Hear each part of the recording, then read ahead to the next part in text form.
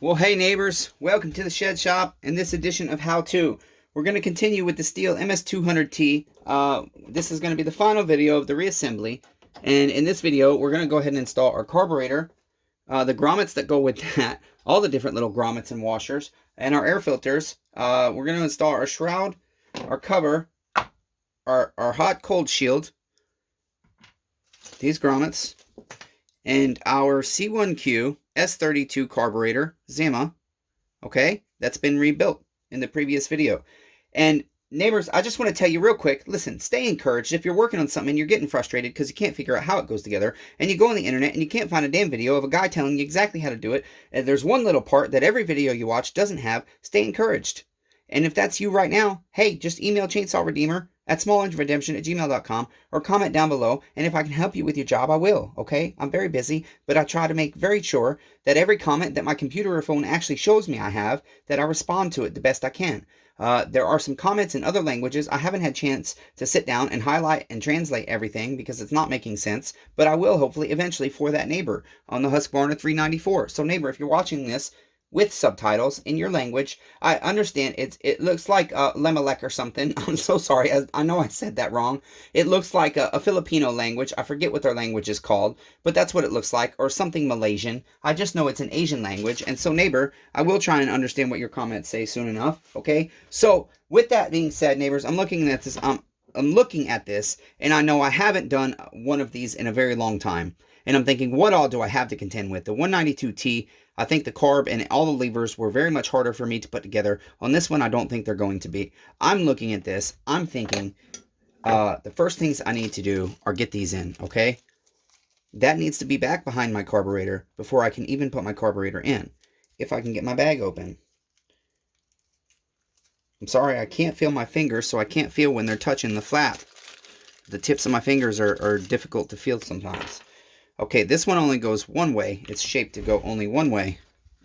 Okay? So we'll just slide that on there. Get it behind your levers. Your throttle lever, your choke lever. Just like that. Not hard.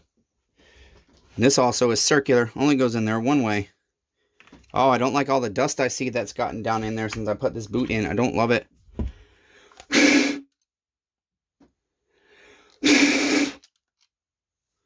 Okay.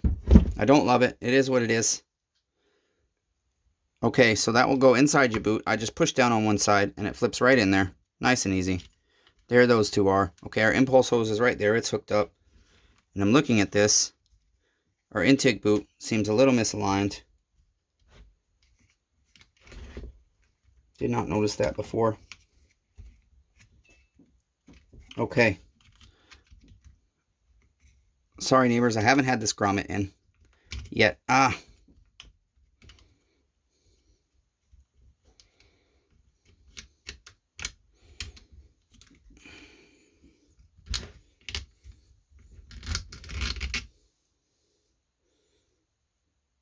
Okay, I'm looking, and I'm not quite sure why this isn't lining up properly. Everything was straight on this. My boot is set exactly where it needed to be. I'm going to try and turn it just a little bit here, very carefully. You just have to do it a little bit at a time though, unfortunately. I thought it was right where it needed to be.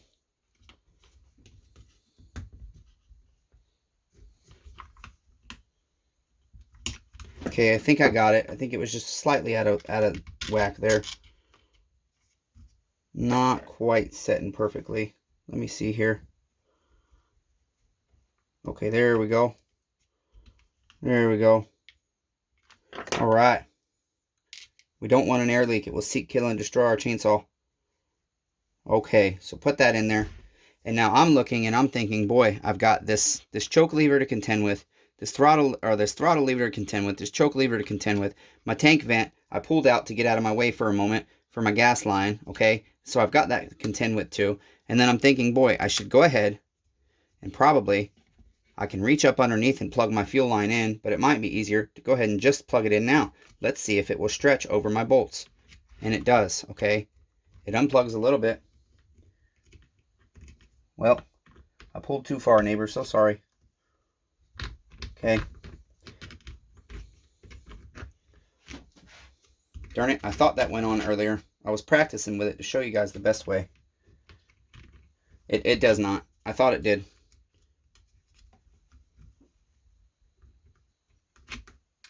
Okay, so basically I'm looking and I'm thinking this can hook in here. Okay. If I get it hooked out here, I don't have to worry as much back there. So, get my carburetor started, grab that, get that hooked in, and then I see I've got to move my choke lever back here so my carburetor can go past that. Okay, so I'll move that up out of the way. Just carefully bend it out of the way just a little bit. Don't need much. Okay, now I can put that in. That goes in the front hole of your carburetor just like that. Okay, now I'm thinking, boy, before I tighten anything down, I better make sure I can get my fuel hose on. Okay, so I'll grab my pliers here.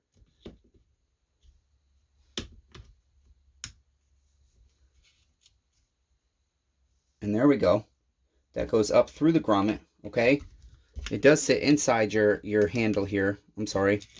It does sit inside halfway. Okay, that is plugged in all the way. And then your tank vent just pushes back in there. All right. Whoops. Okay, there we go. There's that. This grommet has to go in as well. All right. And it simply just slides in here, just like this. It's very simple. Whoops. Got to fix that first. Got to fix our little port was out a little bit. Okay, this just slides right in. It will go right over all your carburetor parts. Make sure it lines up with all your screws and press it in very gently. All right, that pops in.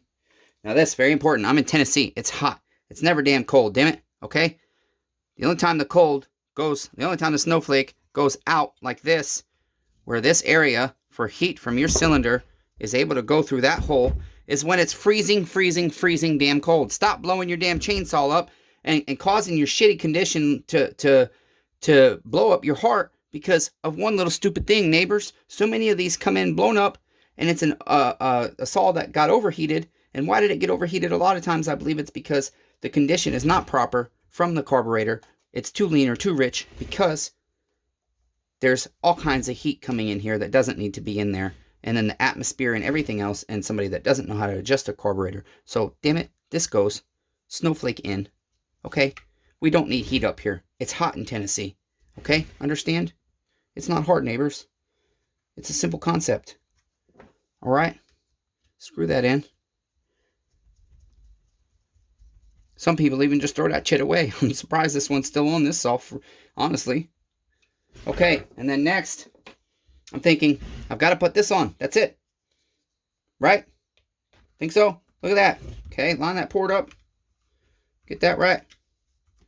Everybody tells me these 200Ts get dust real bad behind these covers. And I know guys have done different things, but this is not my saw. And so I'm not going to do nothing. Then you've got your little foam pre-filter here. These were in excellent condition. Aside from this little nick right here, I'm not replacing these. They're very good condition. I'm not going to put a $24 filter on here. That's not going to fetch me any more money for my saw. Okay, and then that will go like that after we put our 2 bolts on. Simple, neighbors. We're almost done. Look at that. Again, it's not hard. You don't have to pay me. You can do this shit yourself. But please buy your parts from me if I have them. I don't have a ton, but I have a lot. Not a ton. Okay, I'm just going to grab an 8mm wrench here.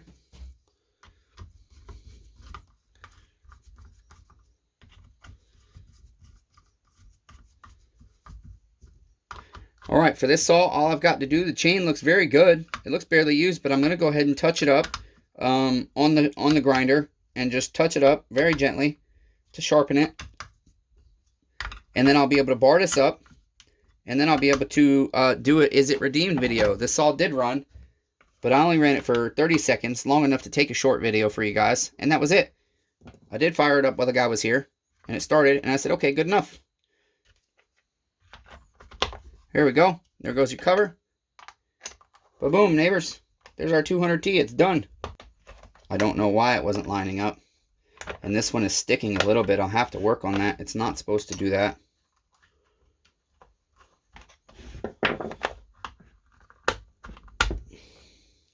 It's not supposed to stick, so I have to take this off And I just have little burrs right here that I can clean up. Okay, not hard. We'll get it. Okay, right there. Just clean those edges up. Ah, the bugs are killing me. Attack, I'm getting attacked by some flying bug. This is what has landed on me. What is this critter? Anybody know? What the hell is this thing? He's weird looking. This is what Chainsaw Redeemer deals with. This is my life, neighbors. Okay? Sorry, bug, I don't mean to kill you. But damn it, I got to plug the phone in. That's why I couldn't see my screen. Alright, that's going to be it. I'll have to fix the air filter cover to this. Not fun, but we will. Okay? For now, I am going to put it on because that's going to be like something that I fix later. It's going to be when I have the patience to sit down and take this apart to fix it. So in the meantime, I'm going to try and get it back on, which I'm struggling.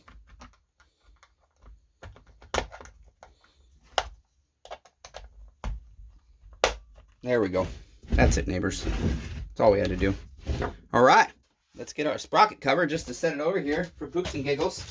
We got the AV mounts we replaced, even though they weren't terrible. Okay.